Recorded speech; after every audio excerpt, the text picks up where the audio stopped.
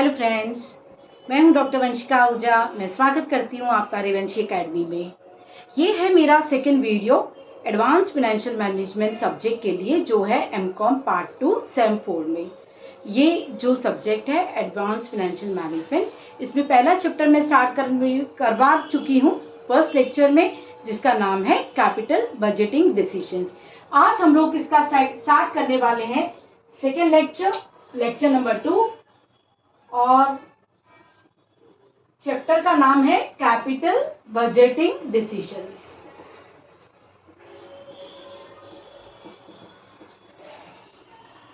आप अगर मेरा फर्स्ट वीडियो देख पाए, अगर प्लीज फर्स्ट वीडियो आपने देखा है, तो उसमें मैंने 2 प्रैक्टिकल प्रॉब्लम करवाए हैं, इन्वेस्टमेंट टेक्निक्स पे, इन्वेस्टमेंट अप्रेजल टेक्निक्स पे। आज हम लोग स्टार्ट करने वाले हैं हमारा थर्ड प्रैक्टिकल प्रॉब्लम। और ये थर्ड प्रैक्टिकल प्रॉब्लम अगर आप देख पा रहे हैं तो ये स्क्रीन पे मैंने दिखा दिया है। थर्ड प्रैक्टिकल प्रॉब्लम है, the MN company limited has decided to increase its productive capacity to meet an anticipated increase in demand for its products. अब ये एमएन कंपनी लिमिटेड है, ये सोच रही है कि वो प्रोडक्शन कैपेसिटी अपनी बढ़ाए, इंक्रीज करने के लिए प्रोडक्शन कैपेसिटी को वो सोच रही है कि इंक्रीज कितना होगा, डिमांड में इंक्रीज कितना होगा, एंटिसिपेट करना चाहती है increase in demand for its products. The extent of this increase, अब जितना बढ़ने वाला है, इंक्रीज होने वाला है कैपेसिटी में, has still to be determined, ये अभी भी डिटरमाइन करने की जरूरत है। And a management meeting has been called for to decide which of the following 2 mutually exclusive proposals, यानी कि 2 म्यूचुअली एक्सक्लूसिव प्रपोजल्स है, proposal 1 and proposal 2 should be undertaken. वो पूछ रहे हैं कि ये कौन सा प्रपोजल हम लोग को लेना चाहिए। On the basis of the given information you are required to, पहला क्या क्वेश्चन में बोला है कि इवेल्युएट करो प्रॉफिटेबिलिटी को, और अगर इवेल्युएट कर रहे हो प्रॉफिटेबिलिटी को तो टैक्सेशन को और इन्वेस्टमेंट अलाउंस को ध्यान नहीं देना, इग्नोर करना ईच ऑफ द प्रपोजल में, यानी प्रपोजल 1 एंड प्रपोजल 2 में। सेकेंड क्वेश्चन उन्होंने पूछा है, एडवाइस करो मैनेजमेंट को डिसाइड करने के लिए बिटवीन प्रपोजल 1 एंड प्रपोजल 2। तो वो बोल रहे हैं कि इवेल्युएट करने के बाद प्रॉफिटेबिलिटी आप हमें बताओ कि हम लोग को, हमारी मैनेजमेंट को प्रपोजल 1 लेना चाहिए कि प्रपोजल 2 लेना चाहिए, ऑन द अजम्पशन ऑफ। अब अजम्पशन क्या है कि कॉस्ट ऑफ कैपिटल, यानी अगर वो पैसे डालने वाले हैं तो उसकी कॉस्ट कितने लगने वाली है, 8%, यानी 8%। तो जो प्रेजेंट वैल्यू फैक्टर होगा वो भी 8% पे निकलेगा। अब आ जाते हैं नीचे कॉलमनर इंफॉर्मेशन, यानी उन्होंने टैबुलर इंफॉर्मेशन दी है प्रपोजल 1 और प्रपोजल 2 की। बिल्डिंग का खर्चा 50,000 and 1 lakh, plant installation working capital का खर्चा 2 लाख रुपए, 3 लाख रुपए, 10,000, 15,000, 50,000, 65,000, यहाँ तक पूरे खर्चे लिखे हुए हैं। फिर उन्होंने लिखा है कि नेट इनकम यानी एनुअल प्री डेप्रिसिएशन प्रॉफिट्स, यानी ध्यान देना इसमें से डेप्रिसिएशन उन्होंने नहीं काटा है। अगर किसी तरीके का कोई डेप्रिसिएशन होगा तो net income annual pre depreciation profits कितना है, तो प्रपोजल 1 का है 70,000 और प्रपोजल 2 का है 95,000।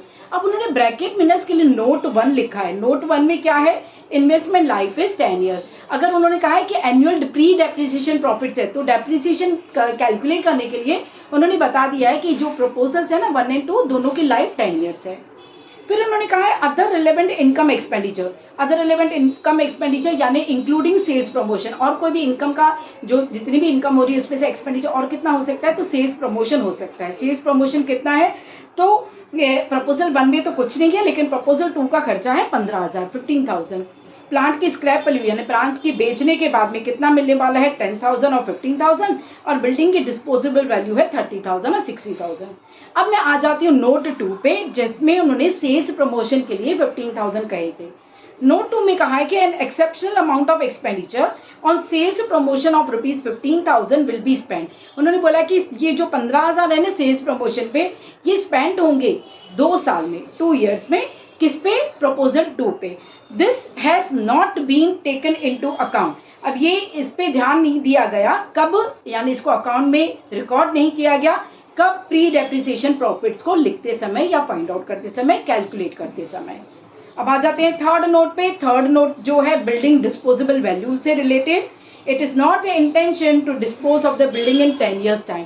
ये वो बोल रहे हैं कि 10 साल में उन्होंने उनका कोई भी ये मकसद नहीं है, कोई भी डिसीजन उन्होंने नहीं लिया कि 10 साल में वो बिल्डिंग बेच देंगे, लेकिन however it is company policy to take a notional figure into account। वो क्या बोल रहे हैं कि नोशनल फिगर, एक जस्टिफाइड अमाउंट उनको पता चलना चाहिए कि फॉर प्रोजेक्ट एवेल्यूशन पर्पस, यानी अगर इवेल्युएट कर रहे हैं प्रोजेक्ट को तो उनको पता चलना चाहिए कि नोशनल फिगर कितनी होगी अगर वो बिल्डिंग का बेच दे रहे हैं 10 years में। आ जाते हैं प्रेजेंट वैल्यू ऑफ ₹1 पे, यानी उन्होंने 8% डिस्काउंटिंग फैक्टर लिया है जो 1 से लेके 11 तक लिखा हुआ है, ईयर 1 से लेके। तो हम लोग स्टार्ट करते हैं प्रैक्टिकल प्रॉब्लम। अब हम लोग स्टार्ट करेंगे पहले प्रैक्टिकल प्रॉब्लम, जहाँ पे हम लोग पहले फाइंड आउट करेंगे कि अगर वो लोग जितनी भी कैपिटल एक्सपेंडिचर कर रहे हैं, लागत कर रहे हैं, इन्वेस्ट कर रहे हैं, तो वो उसका कितना होगा। तो हम लोग बनाएंगे सॉल्यूशन, और सॉल्यूशन में हम लोग पहले बनाएंगे statement of initial capital cost. ठीक है, इसको मैं दे देती हूँ A पॉइंट, इसको मैं दे देती हूँ A पॉइंट, और मैं इसमें बना देती हूँ 3 कॉलम्स। ठीक है, ये फर्स्ट कॉलम, ये सेकंड कॉलम, और ये थर्ड कॉलम। ठीक है, पहला कॉलम होगा पर्टिकुलर्स का, दूसरा कॉलम होगा प्रपोजल 1 पे कितना खर्चा होने वाला है, प्रपोजल 1 रुपीज और प्रपोजल 2 रुपीज। ठीक है, प्रपोजल 1 रुपीज है, प्रपोजल 2 रुपीज। अब आ जाएंगे हम लोग प्रॉब्लम पे। प्रॉब्लम में उन्होंने बोला है कि बिल्डिंग का खर्चा है, प्लांट का खर्चा है, इंस्टॉलेशन करने का खर्चा है, और वर्किंग कैपिटल का भी खर्चा है। तो हम लोग एक एक करके लिखते जाएंगे, बिल्डिंग, देन प्लांट का खर्चा, देन इंस्टॉलेशन का खर्चा, और लास्ट है वर्किंग कैपिटल का खर्चा। ठीक है, एक एक करके अमाउंट लिखते जाएंगे। प्रॉब्लम में से देख के 50,000 प्रपोजल 1 पे, और प्रपोजल 2 पे है 1 लाख रुपए। प्रपोजल 1 पे है प्लांट का खर्चा 2 लाख रुपए, और प्लांट प्रपोजल 2 पे है 3 लाख रुपए।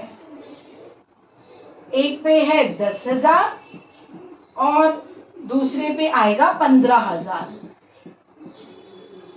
तीसरे पे वर्किंग कैपिटल पे आएगा 50,000, फोर्थ है ये एक्सपेंडिचर, और यहाँ पे आएगा 65,000। ठीक है, अब हम क्या करेंगे, इसको ऐड कर देंगे। ऐड करने के बाद में हमें पता चला total initial cost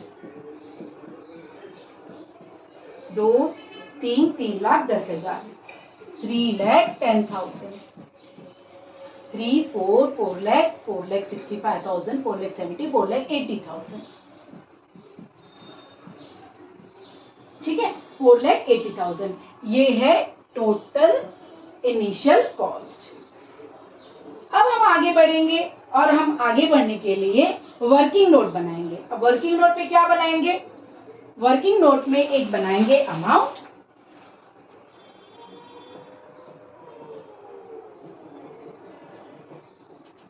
working note पे ये बनाएंगे। फाइंड आउट क्या करना है, फाइंड आउट करना है amount to be received at the end of 10th year, at the end of 10th year। ठीक है, ये हम लोग डाल देंगे कि 10वें साल में जो भी हम बेच रहे हैं वो हमको कितना मिलेगा,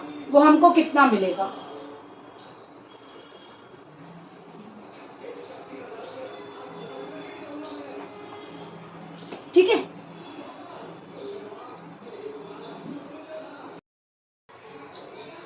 चलो आगे बढ़ते हैं। अब हम लोग ने ये स्टेटमेंट बना दी जहाँ पे हम लोग एक वर्किंग नोट बना रहे हैं, और हम लोग वर्किंग नोट में लिखेंगे amount to be received at the end of the 10th year।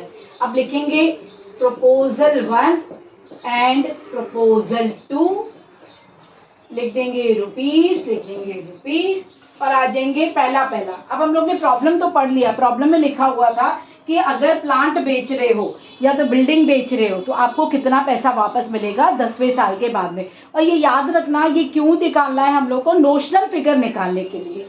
ठीक है, तो हम लोग लिखेंगे स्क्रैप वैल्यू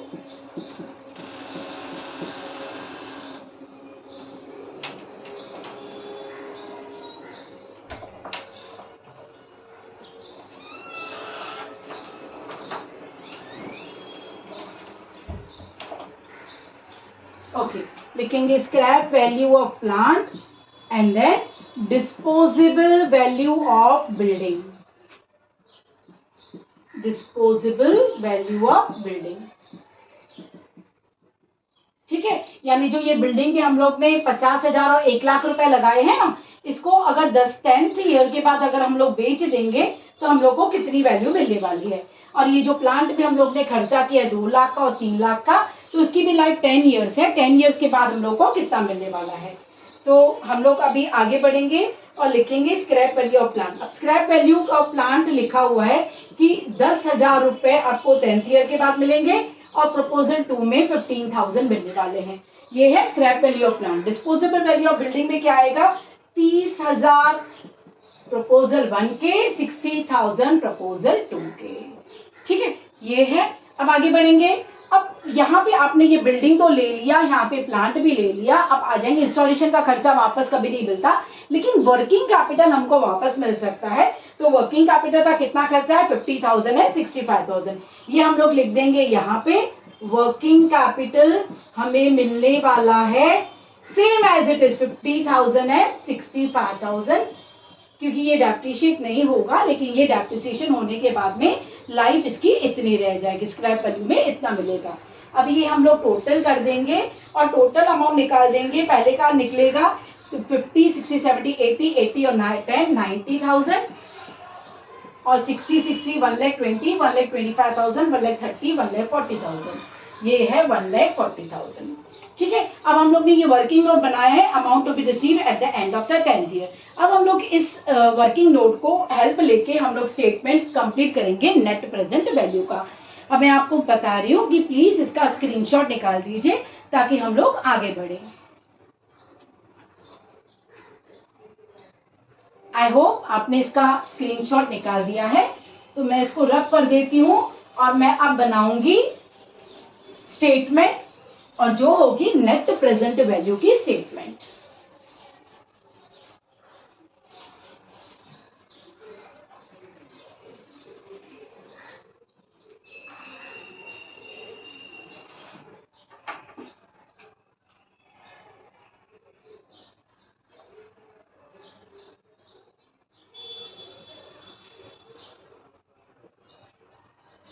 ये है फर्स्ट ईयर, ये फर्स्ट कॉलम ईयर का, ये डिस्काउंटिंग का कॉलम, और ये है proposal 1 and proposal 2।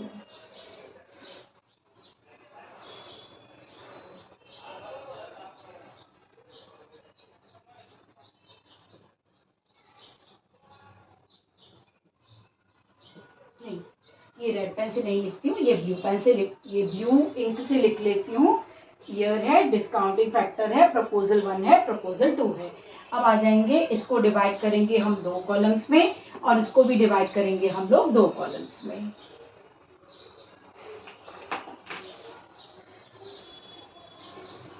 Year present value factor at the rate of 8%, और दूसरा है प्रपोजल 1 एंड प्रपोजल 2। पहले में आएगा कैश इनफ्लो, या जिसे आप नेट प्रॉफिट भी कह सकते हैं, प्री डेप्रिसिएशन।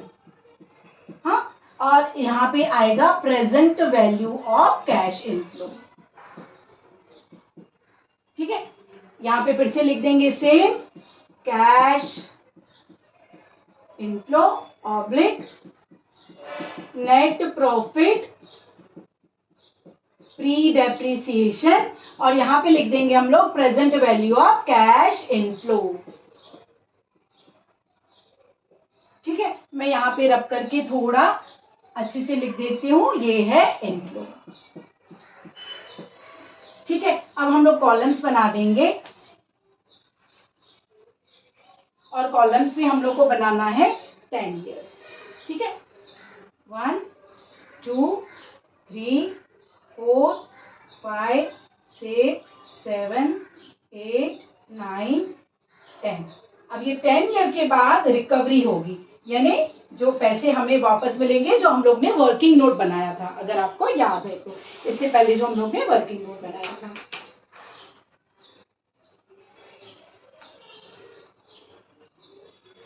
ठीक है, अब हम लोग क्या करते हैं, हम लोग discounting factor present value factor same as it is लिख लेंगे। Present value factor first year में 0.926 हो जाएगा, सेकेंड ईयर में 0.857, थर्ड ईयर में बन जाएगा 0.794, फोर्थ ईयर में ये बन जाएगा 0.734, इट्स 5 नॉट 4।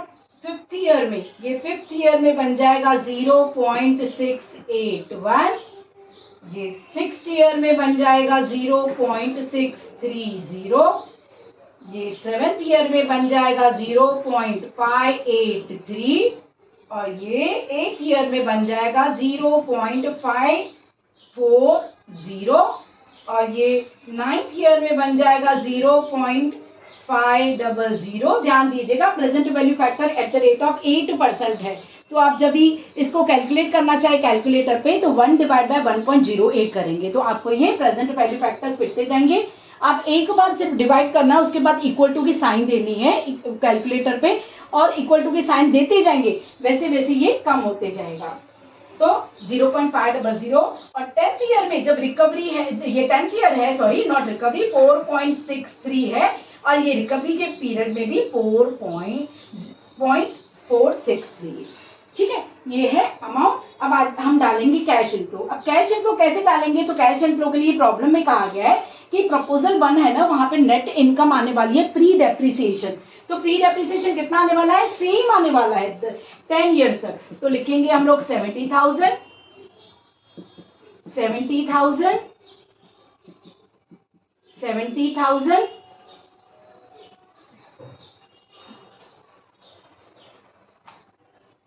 अगेन 70,000 70,000 70,000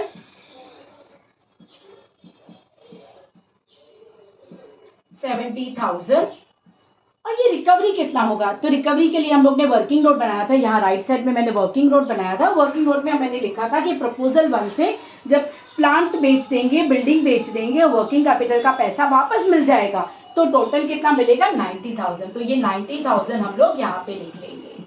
ठीक है, ये 90,000 लिखने के बाद में हम आ जाएंगे प्रेजेंट वैल्यू पे। अब प्रेजेंट वैल्यू कैसे निकलेगी, तो प्रेजेंट वैल्यू निकलेगी कैश इनफ्लो को मल्टीप्लाई करेंगे प्रेजेंट वैल्यू फैक्टर से, तो हमें मिल जाएगा present value of cash inflow. अब वो कितना कैसे निकलेगा, तो निकलेगा 64,820।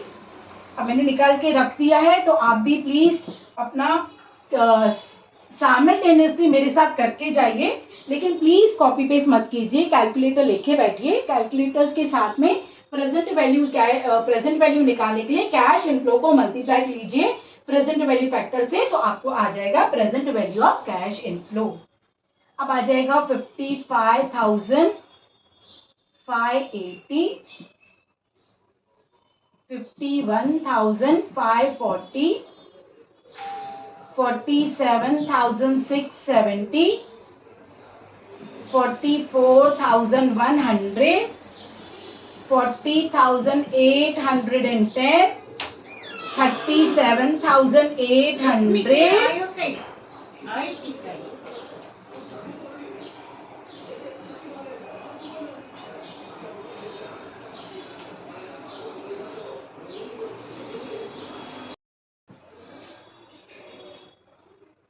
ओके डियर फ्रेंड्स, हम लोग कहाँ पे थे? तो हम लोग थे एथ ईयर में। एथ ईयर का हम लोग ने लिख दिया present value of cash inflow. हम लोग लिखेंगे अब नाइन्थ ईयर का present value of cash inflow. Right, ninth year का present value of cash inflow है 35,000। टेंथ ईयर का है 32,410। और जब मैं 90,000 जो मुझे रिकवरी हो रही है टेंथ ईयर के बाद में प्लांट को बेच के, बिल्डिंग को बेच के, और एडिशनल वर्किंग कैपिटल जो मुझे वापस मिल रहा है उसको मैं जब मल्टीप्लाई कर रही हूँ 0.463 से, तो अमाउंट आ रहा है 41,670। ठीक है, अब हम लोग इसको ऐड कर देंगे।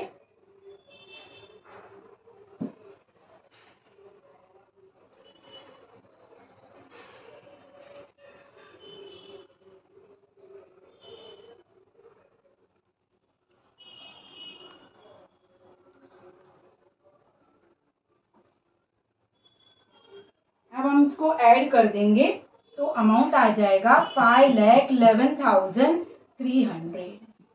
अब ये है total amount present value of cash inflow का। अब यहाँ पे हम लोग लिख के आगे बढ़ेंगे, पहले पहले प्रपोजल 2 पे आ जाएंगे।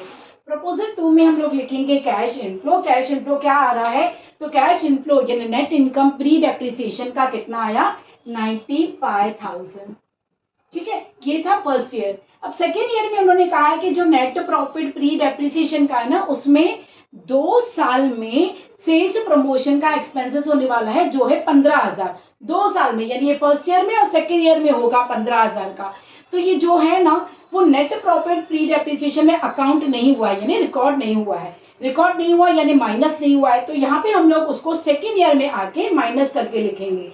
तो 95,000 जो हम लोग को नेट प्रॉफिट मिलेगा सेकेंड ईयर में, उसमें से माइनस करेंगे 15,000, तो अमाउंट आएगा 80,000। ठीक है, ये आ गया 80,000 सेकेंड ईयर का। लिखेंगे हम लोग थर्ड ईयर में, थर्ड ईयर में लिखेंगे फिर से सेम 95,000। फोर्थ ईयर में भी 95,000, फिफ्थ ईयर में 95,000, सिक्स्थ ईयर में 95,000, सेवेंथ ईयर में 95,000, एथ ईयर में 95,000, नाइन्थ ईयर में 95,000 और 10th ईयर में 95,000। और 10th ईयर के बाद जो रिकवरी होगी, रिकवरी में हम लोग ने यहाँ पे 90,000 डाला था। देख लीजिए यहाँ पे 90,000 डाला था प्रपोजल 1 का वर्किंग नोट में से निकाल के। यहाँ पे वर्किंग नोट में से निकाल के डालेंगे 1,40,000। प्लीज एक बार वर्किंग नोट रेफर कर दीजिए। वर्किंग नोट में ये हम लोग ने डाला,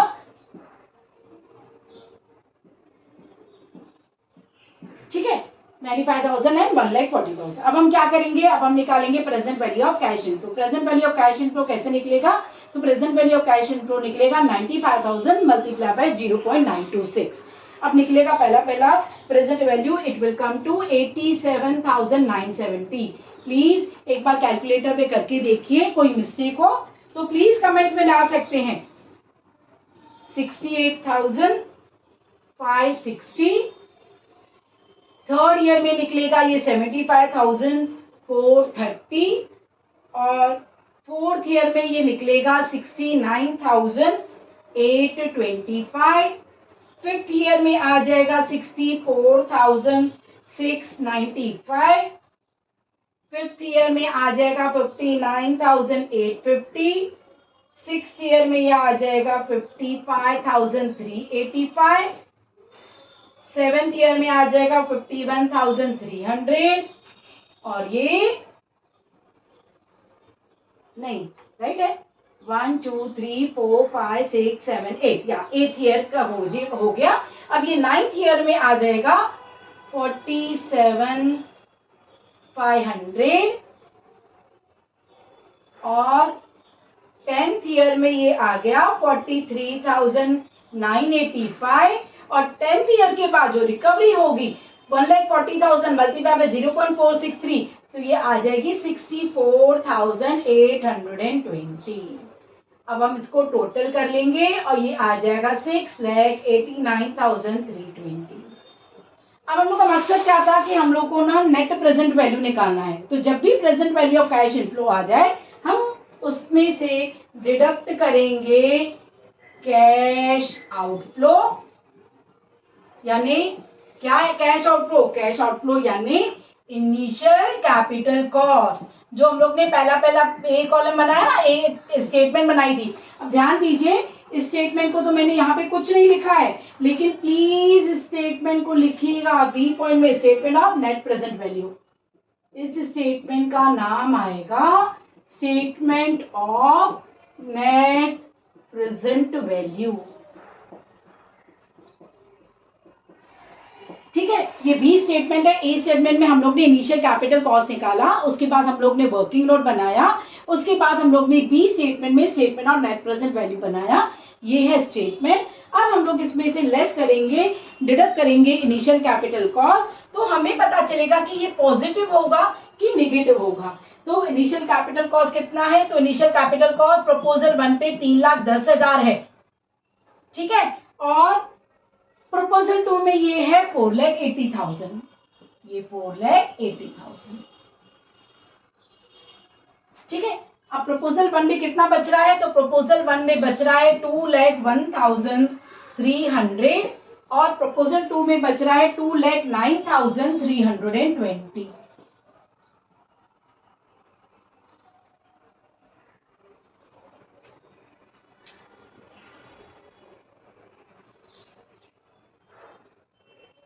ठीक है, this is what? This is net present value.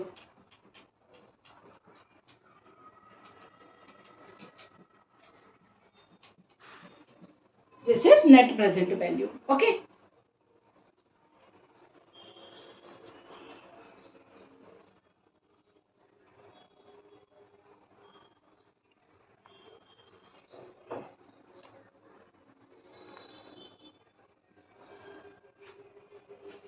Okay, अगर आप देख पाए तो नेट प्रेजेंट वैल्यू प्रपोजल 1 में 2,01,300 है और प्रेजेंट वैल्यू प्रपोजल 2 में नेट प्रेजेंट वैल्यू 2,09,320 है।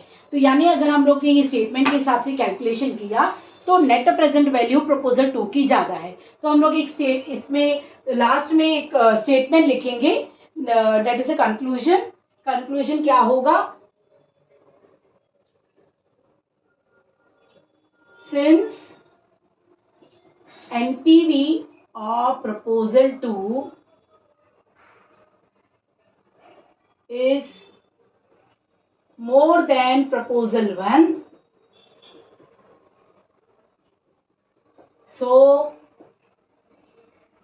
proposal 1 should be accepted.